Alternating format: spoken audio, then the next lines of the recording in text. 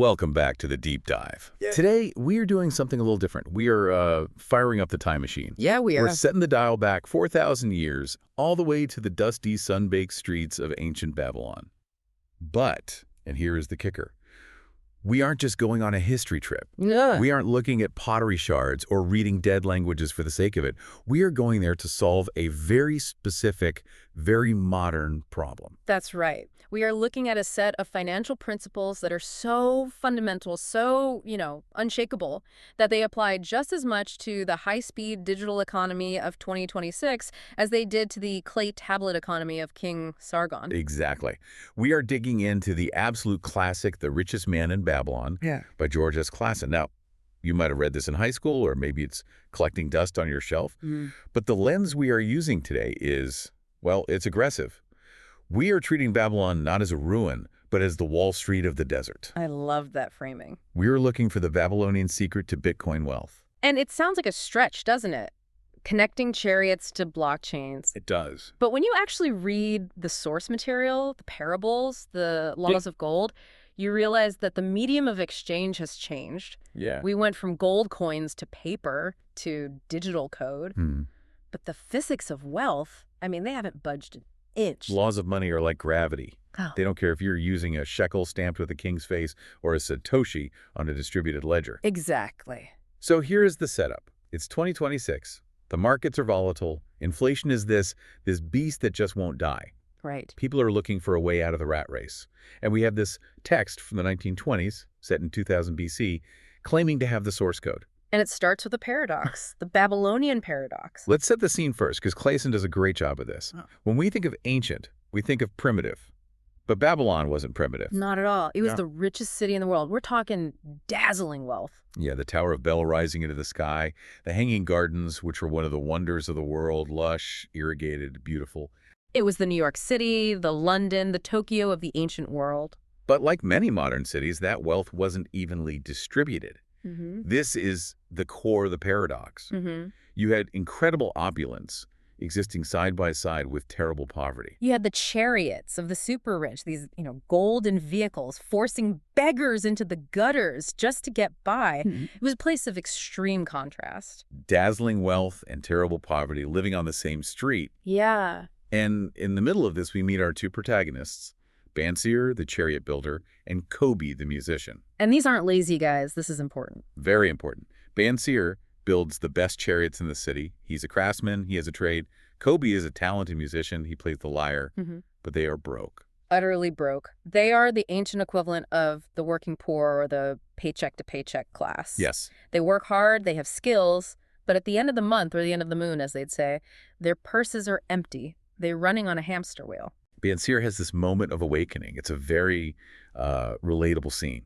He's sitting on the wall of his house, staring at an unfinished chariot. He's depressed. Yeah. He tells Kobe he had this dream the night before that he was rich. He was throwing coins to beggars. He felt secure. He bought his wife nice things. He felt powerful. And then he wakes up. So he wakes up and his stomach is empty.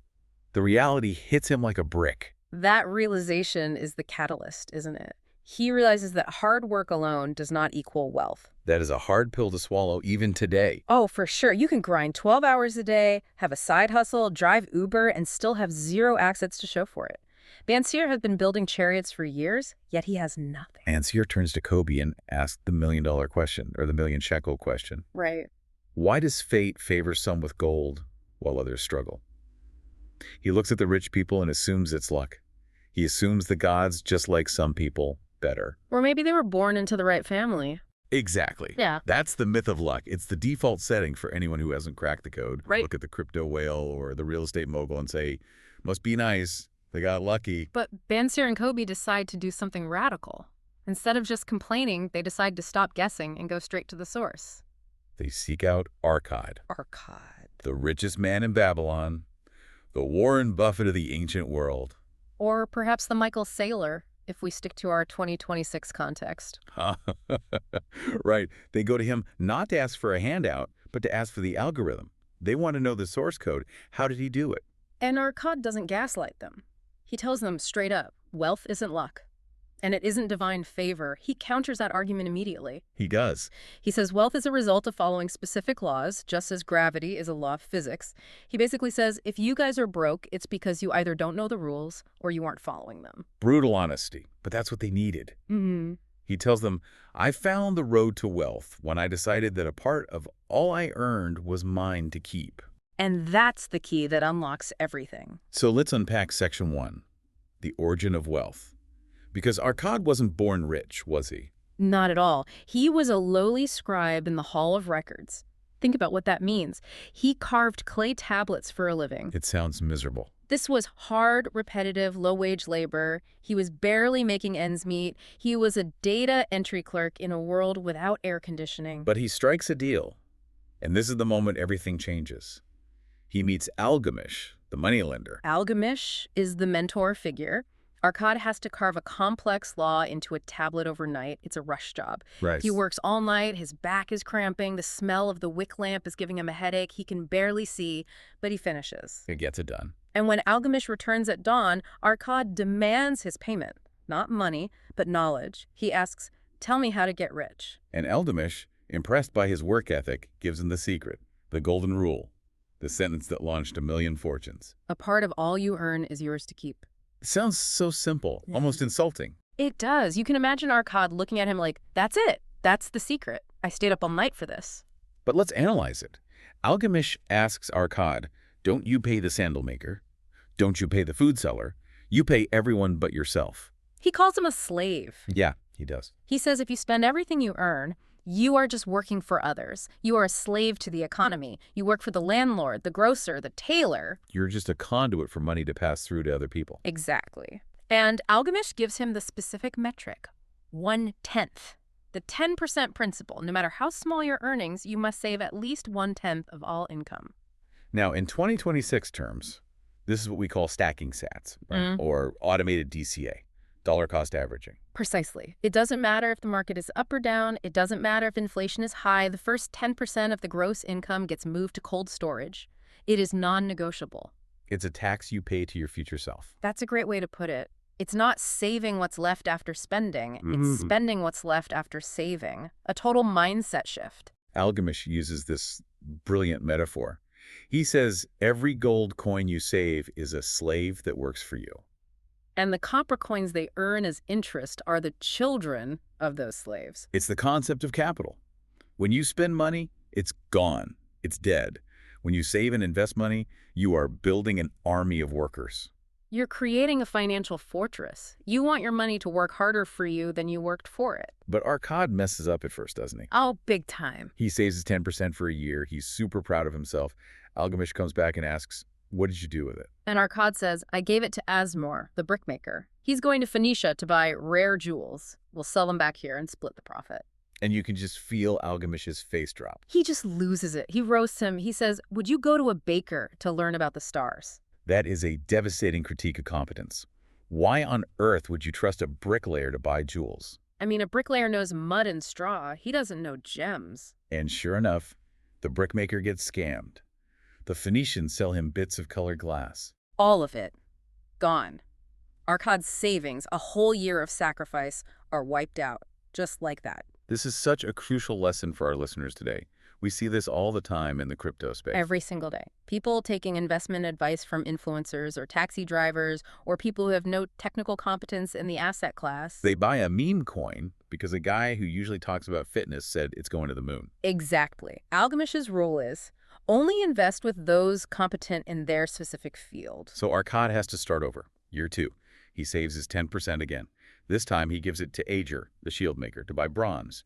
Ager pays him interest. Success. He has made a safe investment with a competent person. Shield makers need bronze. He knows the market. But then Arcad makes the second mistake. He does. Algamish asks, what do you do with the interest? Arcad says, I have a great time. I buy honey cakes, good wine, and I bought a scarlet tunic. He's enjoying the fruits of his labor. And Algamish just shakes his head again. He says, you are eating the children of your savings. That is such a graphic image. Eating the children, it sounds horrific. It's visceral for a reason. If you spend your investment gains immediately, You kill the power of compounding. You're killing your army's offspring. Right. You have to let the interest earn its own interest. You have to let the children grow up and have their own children before you start spending. In the crypto world of 2026, this is the difference between selling your staking rewards immediately to buy a depreciating asset like a car. Versus restaking them to build a massive position. Exactly. Arcad eventually gets it. He learns to live on less than he earns, to seek advice from competent people, and to let his gold multiply. And that is how he moves from a lowly scribe to the richest man in Babylon. He didn't invent a new product. He didn't conquer a nation. He just mastered capital allocation. So word gets out about Arcad's wealth. The king of Babylon notices the city is struggling. He calls Arcad in and asks him to teach a class to the citizens. This leads us to Section 2, the 7 cures for a lean purse. This is the system. This is the tactical how-to guide. Arcad stands before a class of 100 men, some rich, some poor, some merchants, some laborers, and lays it out. Cure number 1, start thy purse to fattening. This is the egg basket analogy. He says, for every 10 eggs you put in the basket, take out only 9. Eventually, the basket overflows. It's the psychological shift. Arcad points out something profound here. Living on 90% of your income is just as easy as living on 100%.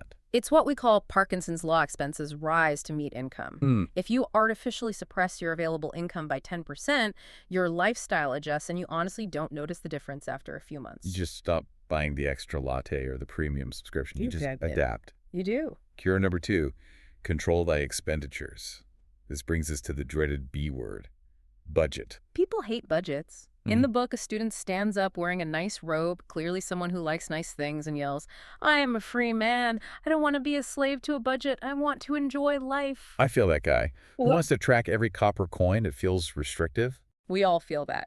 But Arcad flips the script. He says a budget isn't there to restrict you. It's there to liberate you. How so? It's to ensure you have money for what you truly value, rather than wasting it on trivialities. He talks about needs versus desires. He says desires are like weeds. They grow wherever there is room. If you don't pull them, they choke the garden. In 2026, those weeds are subscription services you don't use, impulse buys on social media, or upgrading your phone every year when the old one works perfectly. Right. A budget ensures you prioritize the gold, the assets, over the weeds, the fleeting pleasures. It allows you to say yes to the things that matter by saying no to the things that don't. Cure number 3, makes thy gold multiply. This is the active part. Gold in a purse is dead. Gold invested is alive. An army in the barracks versus an army in the field. Great analogy. The goal is a continuous stream of income. In the ancient world, this was lending for interest or investing in trade caravans. In 2026, this is yield farming, staking, dividend stocks, or rental income. Money that comes in while you sleep or while you travel. That's the dream. Cure 4, guard thy treasures from loss. This is huge. The first principle of investment is security of the principal. Arcad warns against romantic get-rich-quick schemes. He talks about people who are intrigued by big promises. If a return looks too good to be true, it is. Arcad advises consulting with wise men who handle gold daily.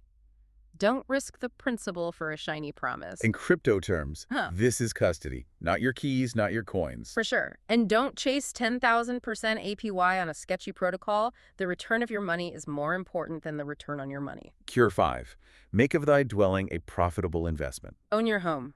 Arcad argues that paying rent is endless. Owning reduces the cost of living long-term and gives you pride. Plus, he says it's a place for your children to play. It provides emotional security, which helps you make better financial decisions. It anchors you. Cure 6, ensure a future income. This is retirement planning. Arcad was visionary here. He predicted the rise of insurance companies. He talks about plans where many pay a small amount to protect the families of the deceased. That's incredible foresight. It is. He says you have to prepare for the day you can no longer work. You need a fortress of assets that will take care of you. You cannot rely on your ability to labor forever. And finally, Cure 7, increase thy ability to earn. This is my favorite one. It's about human capital. It's the most proactive one. It is. Arcad says, the preceding desire to be rich is to have a tangible, defined desire. Don't just wish for wealth. Right. Wish for 5 coins. Yeah. Then 10. Then 20. Be specific. And he talks about the scribe who learns to write faster. If you improve your skills, you earn more. In the AI-driven economy of 2026, this is the most critical cure. You must constantly upskill. Absolutely. The more value you provide, the more the market rewards you. Your greatest asset isn't your Bitcoin wallet, it's your ability to solve problems. If you stagnate, your income stagnates. So that's the system. But then the book shifts to a debate that feels very modern. Section 3, the goddess of good luck. They gather in the Temple of Learning. The question on the floor is, can luck be attracted? Or is it just random chaos? Is there a way to court the goddess? They talk about the gaming tables first, the ancient casinos. Babylon had gambling just like Las Vegas. And Arcade shuts that down immediately. He explains the math. The odds are always stacked for the house. The keeper of the game always profits. The player rarely does. That is not where luck lives. That is a tax on stupidity. Brutal, but Yeah. true. So where does luck live? They tell stories to figure it out. There's the merchant story. He had a chance to invest in a land reclamation project when he was young. It was a sure thing, backed by smart people. But he wanted to buy fancy clothes instead. He hesitated, he procrastinated, the project boomed, and he missed out on a fortune. He regrets it to this day. He had the opportunity, he had the gold, but he lacked the decision. He froze. Then there's the trader's story. He's buying sheep. He gets offered a bargain price in the middle of the night because the seller is desperate to get home to a sick wife. The trader hesitates. He says, I'll count them in the morning. It's dark. Prudent, right. Seems logical. But by morning, the city gates open. Other buyers flood in, the demand spikes, and the price triples. He lost the deal. The takeaway is profound. Luck is not idle chance, it is seizing opportunity. They coined the phrase. Men of action are favored by the goddess of good luck. Procrastination is the enemy of luck. When you see a valid opportunity, one that aligns with your knowledge and the laws of gold, you must strike. If you sit on your hands, you repel luck. Luck is often just preparation meeting opportunity. It's the whole game. I love that. Now let's go deep into the family drama. Section 4, the 5 laws of gold. This is the story of Nomasir, Arcade's son. Arcade is a tough dad. He doesn't just hand the fortune over to his kid. No way. He wants Nomasir to prove he can handle it. He doesn't want to create a trust fund baby who blows it all. He gives him 2 things, a bag of gold and a clay tablet with the 5 laws carved on it. He kicks him out of the house for 10 years and says, come back with the bag filled or don't come back. Nomasir goes to Nineveh, and he immediately messes up. He ignores the tablet. He thinks the gold is the power, not the wisdom on the clay. He bets in a horse race, Yeah. which turns out to be a scam. The horse was drugged or switched. He loses a huge chunk. Then he invests with a friend in a business he doesn't understand. The merchant dies. The investment is worthless. He ends up selling his horse, his slave, and he's nearly starving. He's wearing rags. He is literally eating scraps. That is rock bottom, and that is when he finally reads the tablet. Of course. He realizes the wisdom was more valuable than the gold. He gets a job as a slave foreman. He starts saving copper pennies. He applies the rules. He eventually invests in a community trade copper and tin for the city gates. He invests with wise men. He follows the laws.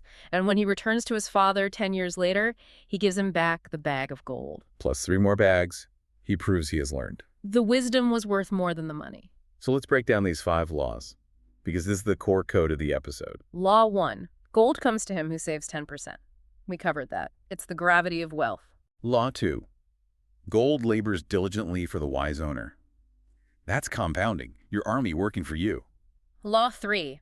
Gold clings to the protection of the cautious owner. This means investing with experts, with people who know the field. Law 4. Gold flips away from the man who invests in businesses he doesn't know. This is the circle of competence. In 2026, this is so crucial. If you don't understand how a blockchain bridge works, don't put your life savings into it. If you don't understand AI stocks, don't leverage trade them. Stick to what you know or learn before you invest. Exactly. And Law 5. Gold flees the man who forces it into impossible earnings. The anti-scam law. Yes. If someone promises you 100% returns in a month, run. Gold flees from that. It vanishes into the pockets of swindlers. The faster you try to get rich, the faster you will go broke. It's amazing how Nomasir had to lose the gold to understand the laws. Experience is a brutal teacher. But once he had the wisdom, the gold came back tenfold. Now let's shift gears to Section 5, the gold lender. This is about risk and relationships. We meet Rodan, the spear maker. He wins 50 gold pieces from the king, a huge windfall, and immediately he is overwhelmed. Everyone wants a piece. His sister comes to him. She wants him to lend the money to her husband to start a merchant business. A tough spot to be in. family pressure. So Rodin goes to Methon, the gold lender, for advice, and Methon tells him the fable of the ox and the ass. I love this story. It's fantastic. The ox complains about working hard in the heat. The ass says, pretend to be sick. The master will let you rest. So the ox pretends to be sick. The farmer says, okay, ox rests. Ass, you pull the plow today. The moral hits hard. If you desire to help thy friend, do so in a way that will not bring thy friend's burdens upon thyself. The ass tried to be nice, and he ended up doing the ox's work and breaking his own back. Methon is warning Rodin, if you lend money to someone who cannot handle it, you are taking their burden. You lose your gold, and you destroy the relationship. Methon shows him the token box. It's full of collateral from borrowers. He distinguishes between the safe loan and the dangerous loan. A safe loan is backed by assets, jewels, land, or by proven income-producing ability. A dangerous loan is based on emotion or hope. Right. He tells Rodin, do not lend to the brother-in-law if he doesn't know the merchant business. Lend only if the plan is sound and the principle is safe. Better a little caution than a great regret. In 2026, this is about lending crypto to friends or family, or even using leverage. If you lend to someone who is just gambling, you are the ass pulling the plow. You are enabling their bad habits and risking your own financial back. Moving on to Section 6. This is the emotional heavyweight champion of the book, Devasseur, the camel trader. Devasseur's story is about debt and redemption. It's powerful stuff. We meet a young man, Tarkad, who is hungry. He owes Devasseur money. Devasseur buys him food and tells him his own story to wake him up. Devasseur wasn't always a rich camel trader. He was a saddle maker who lived beyond his means. He bought fancy clothes for his wife, spent too much, accumulated massive debt, and then did the modern thing. He ghosted his creditors. He ran away from Babylon. And he fell in with robbers. He gets captured and sold as a slave in Syria. He hits absolute rock bottom. He is shorn, beaten, and working as a camel slave. He has lost his freedom because he ran from his debts. And one of his master's wives challenges him. She asks, have you the soul of a slave or the soul of a free man? That question haunts him. She says, a man who runs from his debts has the soul of a slave. A free man faces his obligations. It's a psychological turning point. He realizes that running away made him a slave. Facing the music makes him free. So he escapes, he crosses the desert, it's a harrowing journey, he nearly dies of thirst, he's hallucinating, but he returns to Babylon determined to pay back every penny. And he develops a plan. He goes to Methon, the gold lender again, and sets up a system. The 1-7-20 rule. This is tactical gold. Break it down. Number 1, save 10% for yourself. Even while in debt, you must build your future. That's the key part. He doesn't stop paying himself. Never. Number 2, live on 70% of your income, a strict budget. And number 3, use 20% to pay debts proportionally to all creditors every month. This is brilliant. He doesn't starve himself to pay the debt. He keeps saving 10% so he still feels like he's building wealth. That psychological trick, seeing his own savings grow even while in debt, gave him the soul of a free man. It gave him confidence. And he visits his creditors. Some are angry. The rug merchant insults him. But Devasseur stands firm. I will pay you out of this 20% every month. And he does. Eventually, he pays it all off. He regains his status. And interestingly, the source material references an archaeology professor in the 1930s who found these tablets and used the exact same plan to get out of debt in England. It works in 2000 BC, it worked in 1930 AD, and it works in 2026. If you are drowning in consumer debt, 107020. Exactly. Don't just service the debt. Build the asset column simultaneously. Section 7, the value of work. Sharonada. Sharonada is a wealthy merchant traveling with a young man, Hadan Gula. Hadan is a bit of a brat. He thinks work is for slaves. He wants jewels and luxury without the effort. Wants to be an influencer. Basically. So Sharonada drops a bomb on him. He reveals he was once a slave. Chained to a plow. Chained to a plow. But he learned from another slave, Megiddo, that work is the best friend I've ever known. That's a counterintuitive take for a slave. It is. While other slaves complained and did the bare minimum, Sharonada worked hard. He baked bread, he sold honey cakes in the street for his master. Because he was industrious, his master trusted him. It opened doors. It eventually allowed him to earn the money to buy his freedom. And the twist is that Hadan Gula's grandfather was also a slave with Sharonada. They both bought their freedom through hard work. The lesson is that work isn't a curse. It's the engine of liberation. Right. Idleness brings ruin. Work brings opportunity. In a 2026 world where everyone wants passive income immediately, this is a controversial but necessary truth. You can't DCA into wealth.